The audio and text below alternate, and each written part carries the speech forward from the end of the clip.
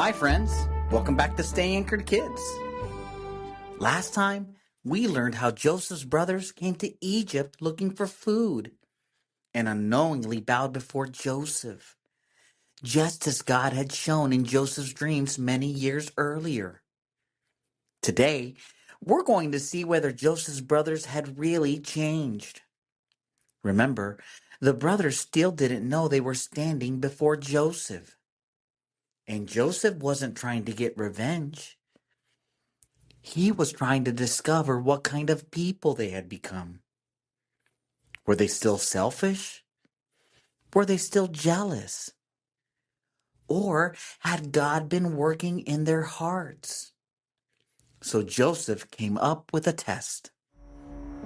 After some time, he invited his brothers back to Egypt and had his servants secretly place a valuable silver cup into Benjamin's sack.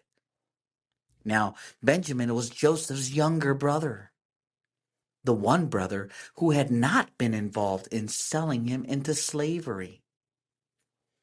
After the brothers left Egypt, Joseph's servants chased after them and searched their bags. When they found the silver cup in Benjamin's sack, the brothers were shocked. They hadn't stolen it, but now it looked like Benjamin was guilty. The brothers were brought back before Joseph, and Joseph announced that Benjamin would have to remain in Egypt as his servant. Now think about this for a moment. Years earlier, the brothers had abandoned Joseph. They had sacrificed one brother to save themselves. What would they do now? Would they abandon Benjamin too? Would they leave him behind and return home without him? Or would they do something different?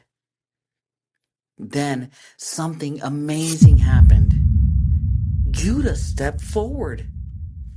Judah explained how much Benjamin meant to their father Jacob. He explained that losing Benjamin would break Jacob's heart. And then Judah offered himself instead. He said, in effect, "Take me instead. Let Benjamin go home." Can you imagine that? This was completely different from the brothers we met earlier in Genesis.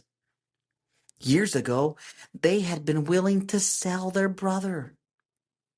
Now, Judah was willing to sacrifice himself for his brother. Joseph finally had his answer. Their hearts had changed. Now, here's today's big question. Can people really change? The answer is yes. Not because people are naturally perfect, but because God works in people's hearts. The brothers were not the same men they had been 20 years earlier. Life had humbled them. God had been teaching them, and they were becoming different people. That's encouraging because all of us need change too. We all have weaknesses. We all have sins we struggle with. But God doesn't leave us the way He finds us. He works in us little by little, day by day, year by year. Now here's something really interesting. Judah's willingness to take Benjamin's place points us toward Jesus. Think about it. Judah offered himself to save his brother. Many years later, Jesus would offer himself to save us. Jesus didn't simply risk his life.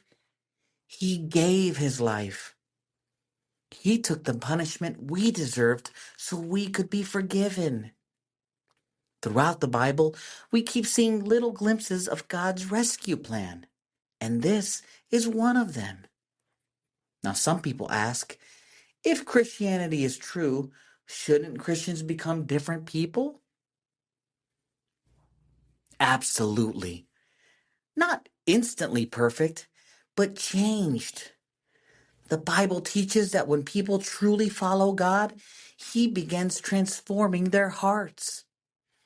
And that's exactly what we see happening in Joseph's brothers. Before we finish today, remember this truth. God is able to change hearts. No one is beyond His grace. No one is beyond His ability to transform. All right, friends, thanks for joining me today. Tomorrow, we're going to witness one of the most emotional moments in the entire book of Genesis, when Joseph finally reveals his identity to his brothers. Before you go, here's today's challenge. Think about this question or ask your parents or someone you trust. How have you changed over the last few years? What are some ways God might still be helping you grow? And let's finish with a quick prayer. God, thank you for changing hearts. Help us become more like you every day. Thank you that your grace is powerful enough to transform anyone who trusts in you. Amen. See you next time, friends.